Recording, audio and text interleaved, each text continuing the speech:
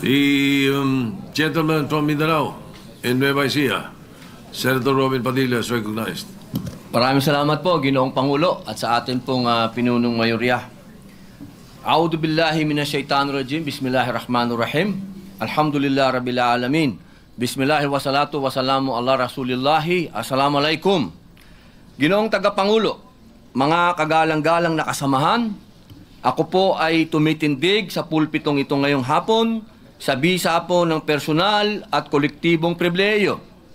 Tunay na nakapanlulumo po ang sunod-sunod na revelasyon ng kapalpakan ng isang pulutong at sindikato di umano sa DPWH.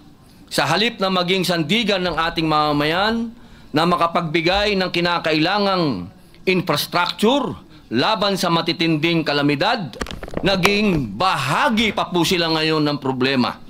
Kawalan ng malasakit sa serbisyo publiko at sa kapwa. Batid ko po na si bagong kalihim Vince Dizon na aking itinuturing na kaibigan at kasama ay patuloy na nagsusumikap na linisin ang hanay ng DPWH. Ako po ay nagpapasalamat sa kanyang agarang aksyon simula sa pagsisibak ng mga tinatawag niyang bad eggs. Nakipagpulong din po siya sa mga dating kalihim ng kagawaran upang humingi ng gabay. Gayunpaman, batid ko din po na napakalaki ng hamon na kanyang hinaharap. Sabi nga po niya sa isang panayam, sa tagal ng kanyang paninilbihan sa gobyerno, wala pa siyang nakitang mas magulo at mas nakalilitong ahensya tulad ng DPWH. Ginoong Pangulo, sa ganitong sitwasyon, maituturing na natin isang klase ng kalamidad ito at nangangailangan ng kagyat na aksyon habang nagsasagawa ng investigasyon at paglilinis.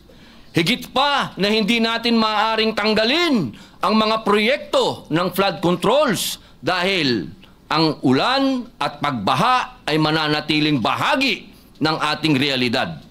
Kaya po ngayong araw na ito, nais ko lang pong mag-focus sa pagmungkahi ng posibleng kagyat na solusyon.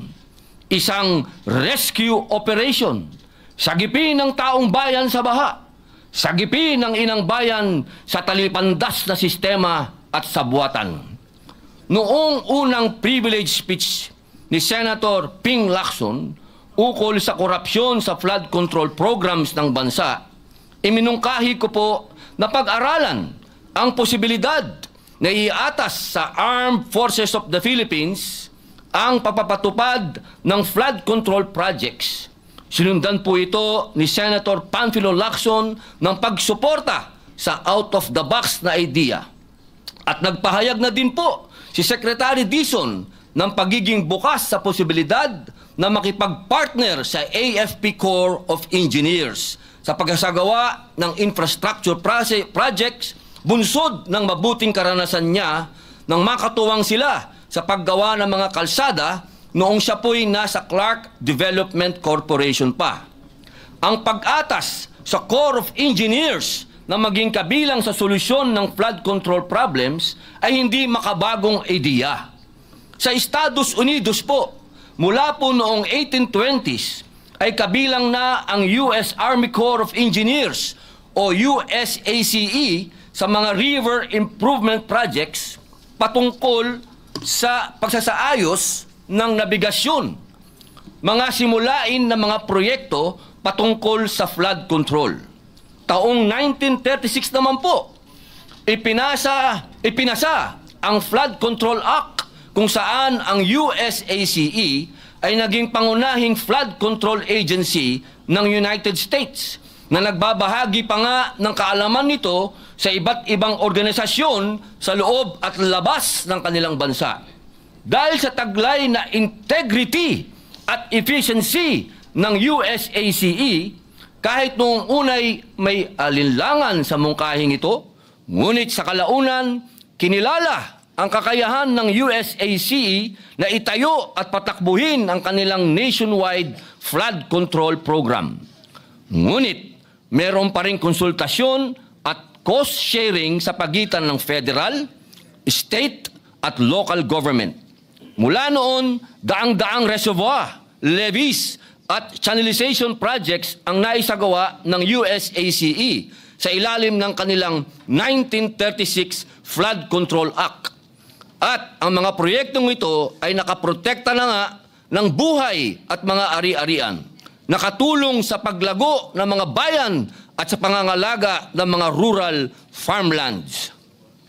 Bagamat marahil ay nag-evolve na po ang flood control programs ng US sa kasalukuyang panahon, hindi maikakaila ang naging ambag ng tapat at mahusay na serbisyo ng kanilang Corps of Engineers na nooy pinagtitibay lamang na programa. Sa puntong ito, hindi ko po mapigilang ihalintulad ang kanilang karanasan sa atin. Ang AFP Corps of Engineers o AFP-COE na kinabibilangan ng lahat ng engineering units at personal ng AFP, isang institusyon na may higit 8 dekadang kasaysayan ng serbisyo na hindi lamang limitado sa combat engineering, kundi maging sa mga proyekto ng gobyerno na sumusuporta sa national and community development goals ng bansa. Nabanggit ko na po noong nakaraan na ang AFP ay may karanasan na sa pagtatayo ng mga health center, farm-to-market roads, mga paaralan, rural electrification projects, barangay water system, at marami pang iba. Isang halimbawa pa po, ang mga airport development projects na isinagawa ng AFP-COE sa mga taong 2020, 2021, at 2022. Bagamat hindi po ito mga flood control projects, ipinakita ng mga ito ang kakayahan ng AFP-COE na magsagawa ng malakihan at mahalagang proyekto. Pinakamalaking proyekto ay sa Lawag International Airport na nagkakahalaga ng 362.9 million na tinapos ng 51st Engineer Brigade sa loob lamang po ng mahigit 10 buwan. Mahigit pa sa halagang ito ang pinapatalo di umano sa kasino ng mga tiwaling engineer ng DPWH. Yan pong Cotabato Airport Development Project na isinagawa ng 54th Engineering Brigade na may approved budget for the contract o ABC na 158.6 million. 124.4 million lang po ang naging contract amount niyan. May savings pa. Ganon din po sa Vigan Airport Development Project na isinagawa ng 350 feet Aviation Engineer Wing, yung extension of runway project na may ABC na 67.9 million. Ang aktual na contract amount ay 60.4 million lamang. Meron na naman pong savings. Sa gitna po ng mga usapin na sumisira ng tiwala ng taong bayan sa pamahalaan, nananatili po ang AFP na isa sa mga ahensya na may mataas na trust at satisfaction rating. Katunayan nga po nitong Hulyo lamang, ayon sa tugon ng masa nationwide survey ng Okta Research, ang AFP po ay may 81% trust rating at 82% satisfaction rating. Mission-driven, disiplinado, at matapat, yan ang hanay ng ating mga kasundaluhan, kabilang ang AFP-COE. Ang ating AFP ay nagsisilbi bilang isa sa mga pangunahing katuwang ng pamahalaan tuwing may sakuna, mapabagyo, pagbaha o lindol, pandemya man yan. Ang AFP ay isa sa mga unang rumiresponde upang magbigay ng agarang tulong sa mga apektado. Ginoong Pangulo, mga kasamaan, muli inihahain ko sa mataas na bulwagang ito ang aking mungkahi na pag-aralan at isaalang-alang na magkaroon ng mas aktibong papel ang AFP-COE sa paglutas ng pambansang suliranin sa flood control, lalo na sa agarang paggawa o pag-aayos ng mga non-existent o severely damaged na mga infrastructure sa mga highly flood-prone areas. Gayunpaman, pinapaubaya ko po pa rin sa ating mahal na Pangulo bilang Commander-in-Chief ng Sandatahang Lakas at pinuno ng sangay ng Executive.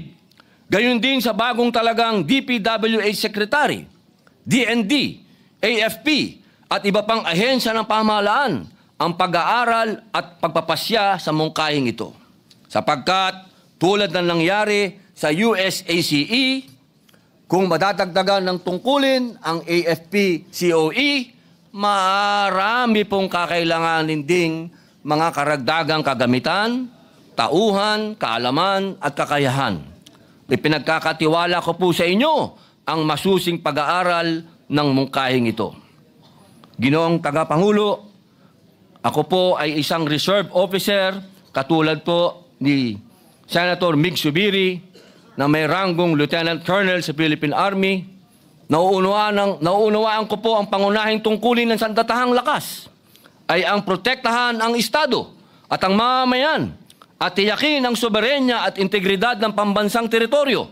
Ngunit, dahil sa track record ng AFP, kumpiyansa ako na kung maatasan sila hinggil dito, ay mapupunta sa wastong pamamalakad ang kaban ng bayan sa hilip na dumadaloy ito sa bulsa ng mga tiwali.